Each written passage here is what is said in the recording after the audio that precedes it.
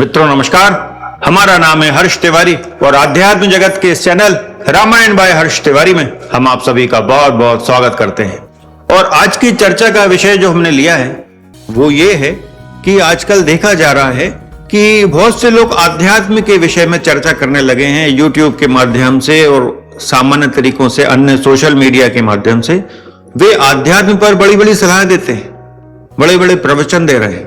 ऐसे लोग जिन्होंने ना कोई साधना की है, ना उनको आध्यात्म विषय कोई अनुभव है, और वे सब लोग आध्यात्म और धर्म के गूढ़ विषयों के विषय में प्रवचन देने लगते हैं। तो देखिए, ये ठीक नहीं है, क्योंकि आध्यात्म विषय जो चर्चा है उसमें गहरे अनुभव की आवश्यकता होती है। ऋषि मुनियों की जिंदगियां बीत गई तब वे ये सब बोल पाए। और ये साधनाएं इतनी सरल नहीं होती हैं जितना लोग सोचते हैं। इनके लिए अपने आप को मारना पड़ता है, अपनी इच्छाओं को मारना पड़ता है। हमारे जो अवगुण हैं, हमारे मन के अवगुण हो, शारीरिक हो, उन पर विजय प्राप्त करना होती है या उन पर बहुत सारा काम करना पड़ता है। इन कठिन साधनाओं के माध्यम से मन को काबू में करने का प्रयास करना पड़ता है, क्योंकि मन ही मित्र है और मन ही सबसे बड़ा शत्रु है। और साधनाओं में तो सबसे बड़ा शत्रु मन ही है।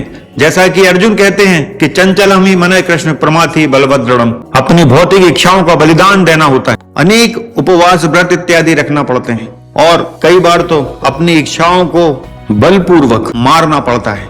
ये साधनाएं इतनी सरल नहीं है, इसके लिए बहुत कुछ खोना पड़ता है। अब कुछ लोग हमसे भी ये कह सकते हैं कि आध्यात्म पर, रामायण पर प्रवचन दे रहे हैं, भाषण दे रहे हैं, तो क्या आप इसके अधिकारी हैं? तो जहां तक हमारी बात है, हमारा इतने वर्ष का अनुभव है और हमको ये राम भक्ति जो है ऐसे ही नहीं मिली है। 30 वर्षों की साधनाएं हैं हमारी।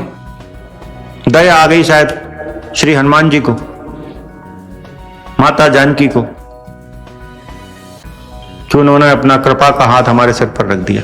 तो इतना सब हम बोल पा रहे हैं, नहीं तो किसमें सामर्थ्य है? किसी में नहीं है। भगवान श्री राम की कृपा के बिना कोई उनकी कथा गा ही नहीं सकता, कोई उनका नाम ले ही नहीं सकता। बिना बजरंग बली की कृपा के ये सब संभव नहीं है। उन्हीं की कृपा से हमने रामायण का गहन अध्ययन किया है, जिसके आधार पर हम ये सब बात कह पा रहे हैं। और रामायण के गहन अध्ययन के बाद ही पता चल पाया कि इस रामायण में, वाल्मीकि रामायण में तो बहुत बड़े स्तर पर मिलावट हो गई है। तब फिर हमने सोचा कि इस YouTube के माध्यम से हम जन जन तक इन बातों को पहुंचा कर रहेंगे, एक सेवा की तरह। राम राम राम राम